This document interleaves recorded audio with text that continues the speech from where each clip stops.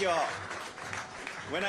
When I heard Chip Roy was going to introduce me, I said, I want 5 minutes to rebut it. Listen, when I first got elected to Congress, my mom was worried about me. She saw these news reports about me. She said, are you making any friends up there? I said, Mom, they got a 9% approval rating. I'll make friends with the 9% you approve of. So I found Ron DeSantis. We were elected the same year in 2012. And there's hardly anybody up there that's smart and has common sense. But I found that in Ron DeSantis. And we didn't want to go to the flashy parties. We just hung out together and had meals. And, you know, they'd give us these 1,000-page bills to read. And he'd read 500 pages and I'd read 500 pages. And we'd compare notes to try to find out what's in these things. Because he actually cares what's in them. He knows it's going to have an impact on your lives. Speaking of really long bills, have any of you heard of the Green New Deal? Yeah, I decided to read that bill on my own because it's only 14 pages long. And when I got done reading it, I realized why it's 14 pages. There's only 64 crayons in that box. Listen, my litmus test for politicians, or whether they understood the Constitution or not, it used to be the Second Amendment. I would listen very closely to how a candidate answered the question about the Second Amendment.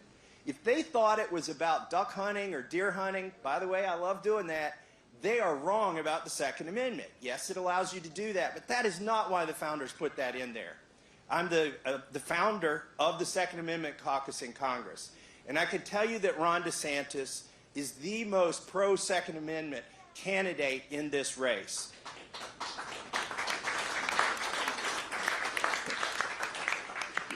You know, and I'm like Chip Roy.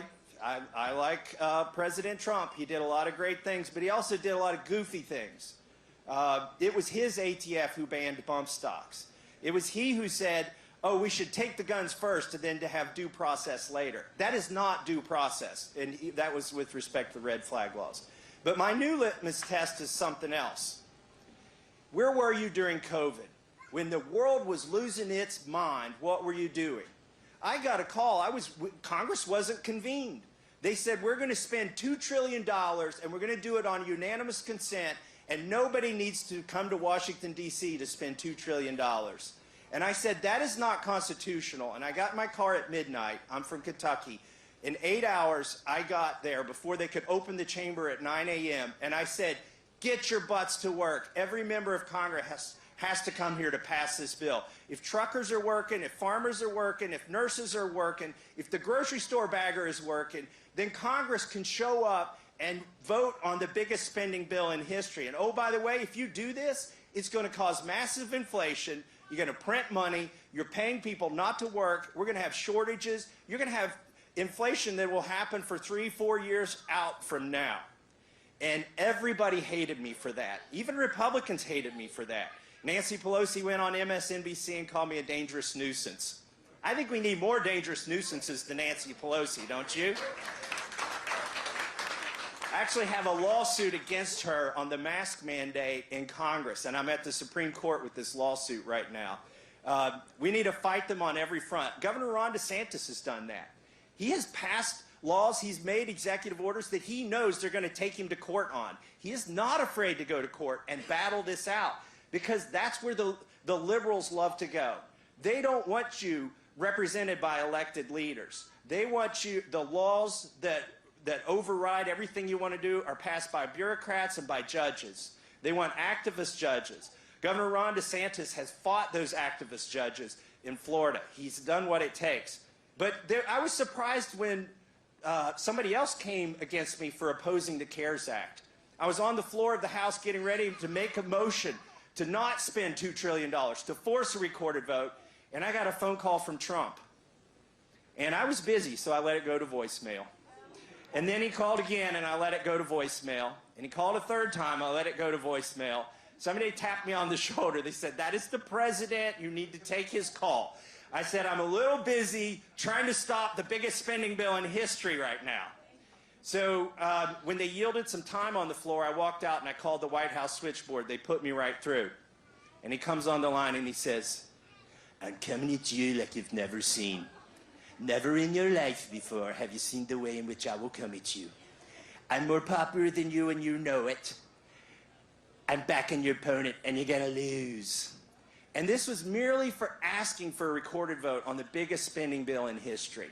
This is the bill that paid for absentee ballots in all 50 states. This is the bill that caused the massive inflation. This is the bill that funded the blue states to shut down their states for virtually 2 years. It was all in that bill. And the president was mad at me for opposing it. And I felt pretty lonely up there. The polling, 80% of Republicans supported that bill at that time. And I was in the political fight of my life, trying to get reelected. But I was doing this because I thought it was the right thing. And I got a call from somebody who I hadn't talked to in a while. One of the very few people who supported me on this was Governor Ron DeSantis, my old friend from Congress, who was down in Florida. He still had my number. And he called me up, and he said, you know what, Thomas, you're right. And I'm going to open our state. I'm going to make sure our kids go to school. And I know it's the right thing, but I am taking all kinds of grief for this. But I am going to do it because I know in 2 years, people will finally see that it was the right thing. And they'll see that you're doing the right thing. And I thought at that moment, I've never in my life met a politician who could think more than 2 days ahead, more than past their next election. Here's a guy who's looking 2 years ahead and looking out for the people that elected him, the people that he swore an oath to represent. And that's when I said, I hope this guy runs for Congress. I hope this guy runs for president. And guess what? He is. And that is why I am backing him 100%. I give you Governor Ron DeSantis.